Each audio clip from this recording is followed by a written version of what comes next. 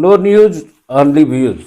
दोस्तों, हमारे साथ हैं विवेक अवस्थी, जो कि कांग्रेस के नेता भी हैं। नर्मदा बचाओ का भी एक बड़ा अभियान चला रहे हैं और राजीव गांधी पंचायती राज मिशन के एक राष्ट्रीय सदस्य भी हैं।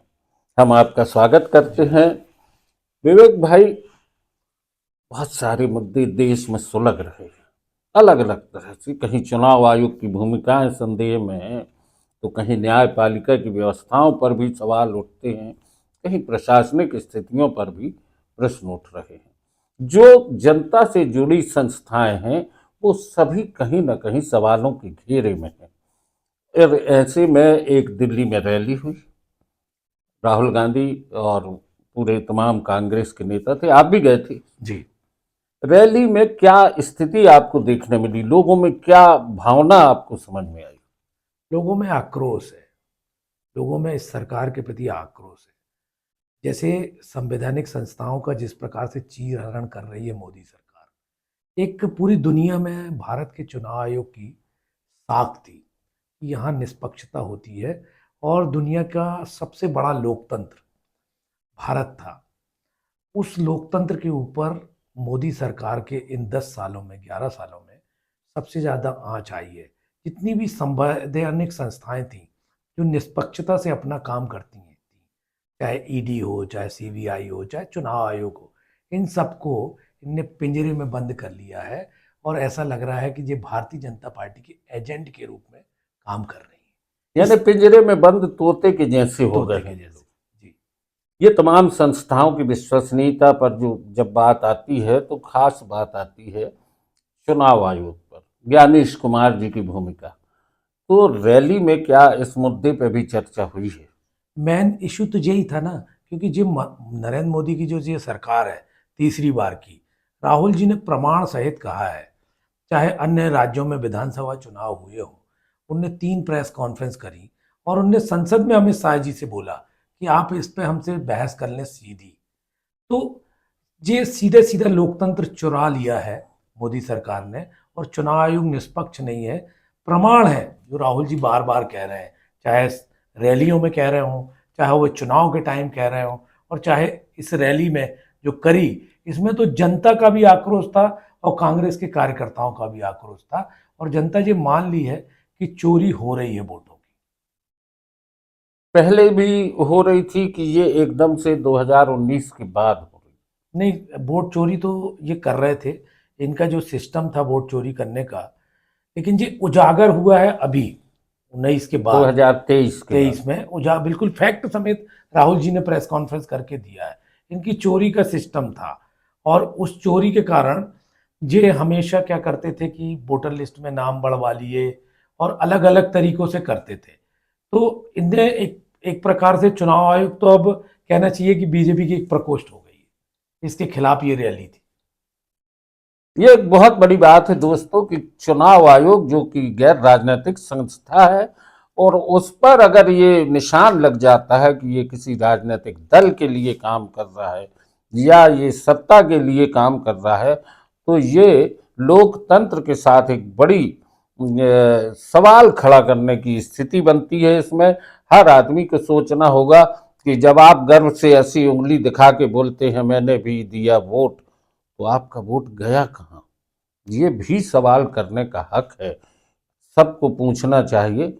मध्य प्रदेश में भी चुनाव हुए थे, हरियाणा में चुनाव हुए, बिहार में चुनाव हुए, क्या सब जगह इस तरीके की स्थिति है? हरियाणा की तो राहुल जी ने बताई, मध्य प्रदेश में हुआ वो तो हम और आप भी जानते हैं, जनमानस जानता है। लोग जबलपुर ही में कह रहे हैं कि इसको कितने हजार से हारना था, ये कैसे जीत गया। आपकी जिस विधानसभा में अपन बैठे हैं उस विधानसभा का स्थिति देख लो आप। तो ये वोट चोरी तो इनने करी है और ये प्रमाण है इसका, चाहे मध्य प्रदेश की सरकार हो, चाहे हरियाणा की हो, चाहे मोदी की तीसरा टर्म की सरकार हो, ये चोरी की सरकार है। लेकिन वो लोग जिस तरीके से बात करते हैं, अभी जैसे मोहन यादव सरकार के 2 वर्ष पूरे हुए, विकास की बहुत सारी योजनाओं के चर्चे हुए कि विकास हो रहा है मध्य प्रदेश में, बड़ी बड़ी सड़कें हैं, फ्लाईओवर है, सारी चीजें अच्छी हैं, स्वास्थ्य सेवाओं के बारे में भी बहुत सी बातें कही गई। तो इनके दिखाए गए जो एजेंडे हैं, जिसमें ये बताते हैं और आम जनता के बीच में जब हकीकत की बात आती तो कांग्रेस कहीं ना कहीं इन मुद्दों को उस तरीके से उठाने में पीछे रहती है। इनका विकास देखो ना आप, सिंगरौली में लाखों पेड़ काट दिए। इनका विकास देखो आप कि छत्तीसगढ़ में हंसदेव परियोजना में इनका विकास यही है कि प्रकृति को नुकसान पहुंचाना। जड़ जंगल और जमीन का जितना नुकसान ये सरकार कर रही है लगातार, आदिवासियों को ना उनकी जमीन का मुआवजा मिल रहा है, उनको बेघर करा जा रहा है। इनका यही विकास है। 80 करोड़ लोग, इन्हीं का सरकारी डाटा बताता है कि 5 किलो राशन ले रहे हैं। ये इनका विकास है। क्या आप एक बात बताओ, आज समाज में लोगों की भावनाएं कैसी हो गई हैं? पूरा देश जातीयता और धर्मांधता में बट गया है। ये इनका विकास है। विवेक भाई, जहां तक बात करते हैं विकास की बात आती है, निश्चित तौर पर किसानों के लिए भी मुद्दे सामने आते हैं। किसानों की खुशहाली की बात करते हैं। अभी शिवराज सिंह ने कहा किसान खुशहाल है। किसानों की स्थिति पे भी क्या आप लोग कांग्रेस के लोग चिंता कर रहे हैं? आप देखो, किसानों के लिए मोदी जी ने कहा था कि किसानों की 2022 तक आय दुगनी कर देंगे। शिवराज सिंह जी ने मध्य प्रदेश का जो चुनाव था उनके नेतृत्व में लड़ा गया। उनने कहा 3100 में धान खरीदेंगे। अब अभी मंडी में जाके आप पता कर लो। सिहोरा मंडी में मैंने पता किया, जबलपुर मंडी में मैं स्वयं गया, और कोई भी जा सकता है। 1800 और 1700 रुपये में आज धान बिक रही है।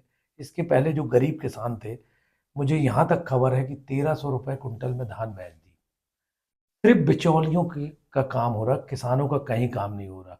गेहूं का रेट भी ऐसे ही करते हैं जो खरीदी इतनी लेट करते हैं। किसानों की दुगनी आय करते करते आय आधी कर दी, और इनके दलालों की आय दुगनी करते करते कई हजार गुनी कर दी। ये इनका विकास का मॉडल है। खाद्य में लाइन में लगे लगे खाद के लिए किसान कई मर गए, इनकी कोई सुनवाई नहीं। लोग मर रहे हैं, इन्हें कोई मतलब नहीं। इन्हें तो सिर्फ जातीयता धर्मांधता की बात करके वोट लेने हैं और वोट चोरी करनी है। एक बड़ा सवाल आपसे और आखिरी में बात करते करते पूछ रहे हैं कि चुनाव फिर सामने है। पश्चिम बंगाल का चुनाव है। 4 राज्यों में और चुनाव होने जा रहे हैं। तो कांग्रेस इस तरीके से जनता के बीच में पूरे देश में माहौल बनाने में क्यों पीछे है? कांग्रेस पीछे नहीं है। जहां बात देखिए क्या होता है, जैसे भगत सिंह ने कहा था कि धर्म का नशा अफीम के नशा जैसा है। तो वो चीज समझने में लोगों को देरी लगती है। अपन गुलाम कैसे हुए थे, आज हम तो ये कह रहे हैं कि इनने धर्म का नशा चटा के हिंदुस्तान को फिर गुलामी की तरफ ढकेल दिया है। खासकर उत्तर भारत का जो आदमी है, उसको एक तरीके से जातीयता धर्मांधता में इतना उलझा के और ये वोट चोरी करके सरकार बना रहे हैं बार। दोस्तों, ये एक बड़ा सवाल है। इस पर सभी को विचार करने की जरूरत है कि धर्मांधता का नशा आपको पिलाया जा रहा है और आपकी लोकतंत्र की एक वोट जो है वो चोरी हो रही है। तो न्यूज़ ऑनली व्यूज पर आज की चर्चा यहीं तक। विवेक भाई, बहुत बहुत